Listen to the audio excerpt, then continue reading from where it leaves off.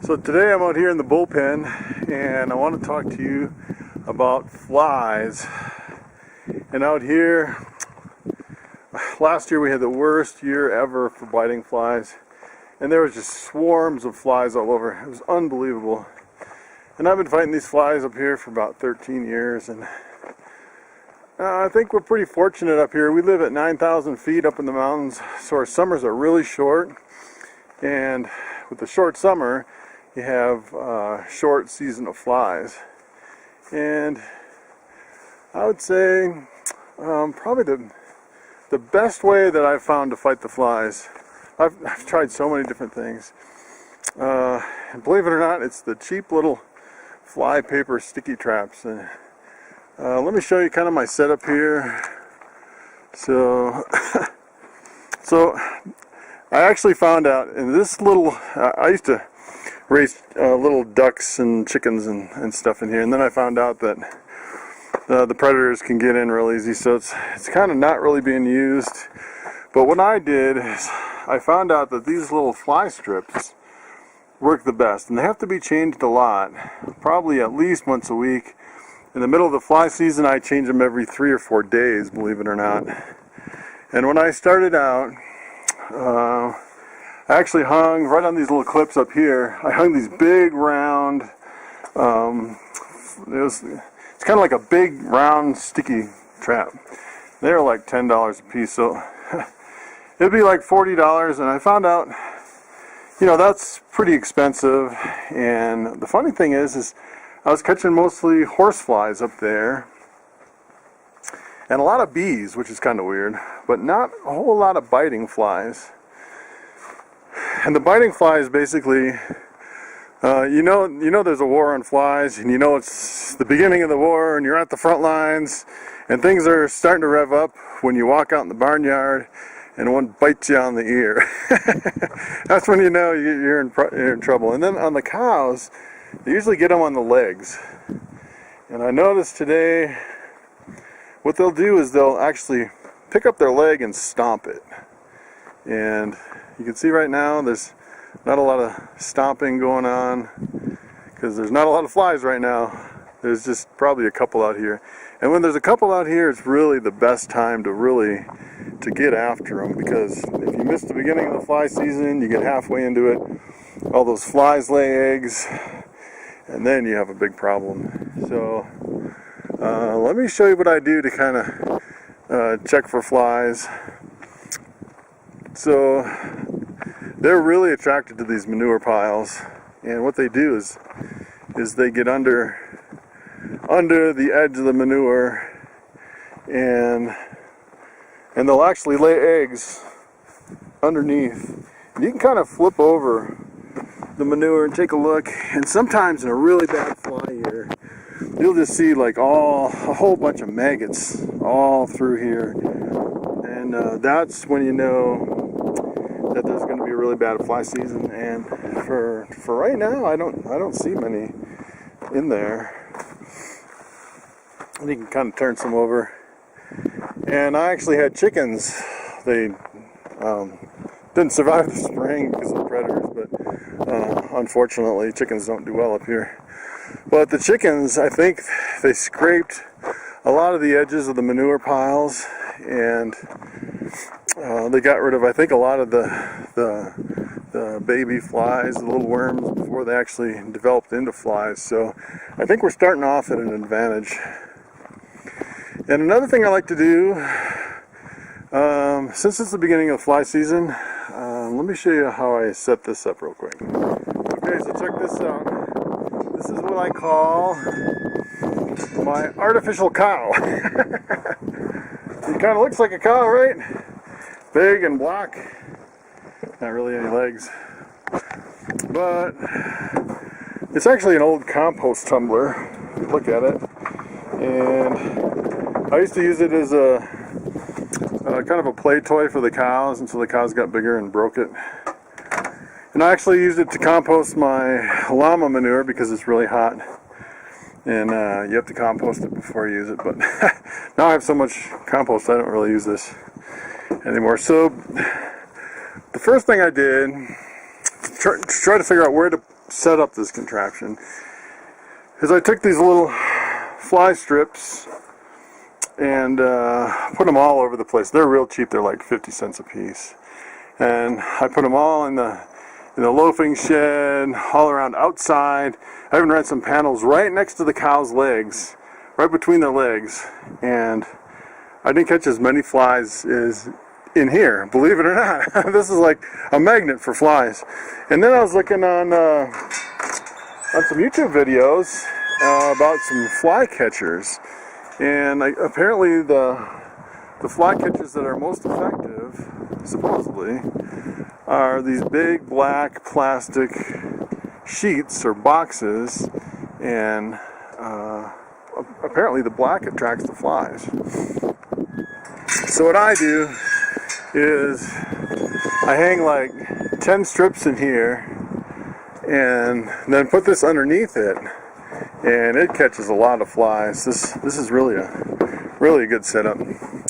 But if you notice, we have flies buzzing around, biting my ear, and there's no flies at all in this paper. And one thing you want to know for sure is not all paper is the same. This is Raid fly ribbon. It's not really brand specific. And sometimes if you look at the lot numbers on these, some of them right out of Home Depot are really old. You know, they're like 5 or 6 years old. And then when you pull them out, they're not that sticky. They're kind of dry. And if they come out dry right from the start, then you probably only have, you know, a few days at most. What you want is the ones that are real sticky. They come out and they stay sticky. So, first thing I want to do is pull all these down and replace them with some new ones. I think a cat gets up here and kind of knocks them down too. So, so we got the cat to deal with too. Look at the little baby. Look at the baby. Okay, so we're digging deep in some of the stuff from last year, pulling it out. And I actually found some fly ribbons. I'll show you how to set those up. But first, let's talk about sprays. So I used a whole bunch of different sprays. I actually started with, it's called a Bronco spray, this stuff. And I think it works the best on everything, dogs and cows, until I've read the fine print and it says, do not use on beef cattle. So, unfortunately, my best fly spray wasn't good for my cows. And then, a couple of years ago, I ran into this stuff. It's actually a concentrated, it's permethrin, 40%, which is pretty incredible. So I can actually, this is, you know, and some of these others, these are only like permethrin 0.1%. So 0.1%, and this is 40%. So at 0.1%, I can dilute that a long way to really make it go. And if it's not effective, I can increase the concentration, and it works fantastic. I would highly recommend getting a concentrate like this. But the problem is, for this little bottle, I think it was like $60, so you get a little sticker shock. But I used it all last year, and I hardly used any, and it goes a long way. Okay, so I don't have quite enough fly strips to do the whole thing. I usually set up 10 at a time, but this should do for now. Every time I go to the feed store, I buy some more, so I'll be sure to pick some of those up. And then this old fly paper from last year, you can tell it's not even hardly sticky at all. And if it is sticky and you want to replace it like it's full of flies, a good way is just to knock it to the ground and then kind of rub it in the dirt before you pick it up, and then it's not that sticky. So, but I kind of wanted to show you these. Let's see if I can do it without a tripod. So what I do, let me make sure this is in the center of the camera. So I actually pull this little, it's got a little tack here, and I just throw that away. And then when I'm pulling it out, I want to pull it out a little bit, and then I don't want to keep pulling on this red piece, because a lot of times it'll come right out. So what I'll do is I'll actually grab the paper and then pull it out like that. And you can tell these are pretty dry. These are from last year, but they're actually coming apart fairly easy. And you'll get to a point where if you pull too fast, you can hear it start tearing, which is you're pulling too fast. And the speed at which you can pull it apart depends on the temperature. What I like to do is set these in the sun for a few minutes and heat them up before you open them up. Then they're really easy to open. This one's not bad at all. And it's a really warm day today, so that was probably one of the easiest I've done. So when you let go, they kind of curl up like that, which is fine. And then I just use these little hooks up here, and instead of just putting them on once, I'll go around a second time because we'll get some wind blowing. Let's see if I can get it. Yeah, just like that. And then usually the wind blows the other way, so I face it away from the wind so it doesn't come unhooked. And that's pretty much it for that. Okay, so I finished putting all these up here, and another thing I noticed, that not only does this shed attract the most number of flies, that front part of the shed attracts more flies than the back part. So if I have empty hooks or not enough to fill the whole thing, I'll put most of them up front here. So while I have this plastic bag in my hand, I kind of want to talk to you about plastic and cows. They do not mix. There's actually a video on YouTube. You can watch it for free. It's called Plastic Cow. It's a documentary about the cows in India. I would highly recommend watching that video because you can see cows are very attracted to plastic and they will eat it, and because of their digestive system they can't pass it, and it builds up in cows, and they will fill up with plastic until they have a lot of plastic and you have to surgically remove it, or it can kill the cow. So kind of just a side note. Okay, so I want to show you one more trick for flies, and I usually don't hang any fly paper or anything in here anymore, but in this loafing shed, normally what happens, I don't know if you can see any now, but usually late in the day, right before the sun goes down, this whole top in between the rafters is just completely covered with flies, and even on the walls sometimes. So what I'll do is I'll wait till late evening, right before the sun goes down, and I'll get in there and just manually spray the whole inside of the structure with something that kills flies on contact, and that seems to be pretty effective. So I was hoping we could catch some of the cows kind of stomping their feet from flies, but I don't really think there's enough flies right now. You can kind of see them. They move their head back and kind of try to get the flies, or they'll stomp their feet. But we're doing pretty good right now. So I want to show you one more thing that I tried for flies that was real expensive and it didn't work.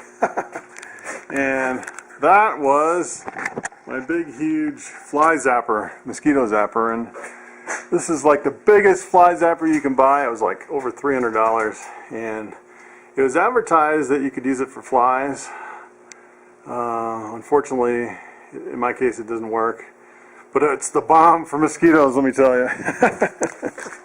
And you also have to realize that there's different kinds of flies too, so maybe it works on a different kind of fly. So the other thing you have to watch is your dog's ears. So you'll get the legs of cattle, but these flies are biting flies, and they will just tear up the ears of the dogs until they are bloody. Come here, girl. So you can see right now at the beginning of the season, her ears look real good. No marks at all from flies. But you get towards the end of the season and her eyes get tore up, her ears get tore up. It's pretty bad. And you're always out here spraying her ears and her whole body with flies, and sometimes it can get real bad. So, you know, there's also a small bee that they use for flies, and it's a fly predator, they call it. And basically what you do is you buy the bees every year and you just kind of sprinkle it around your manure piles and all around your barn. It's supposedly the bees eat the flies, and I actually think I've seen them out here. There's bees that actually attack the mature flies and try to kill them and bite them. eat them, which is kind of weird.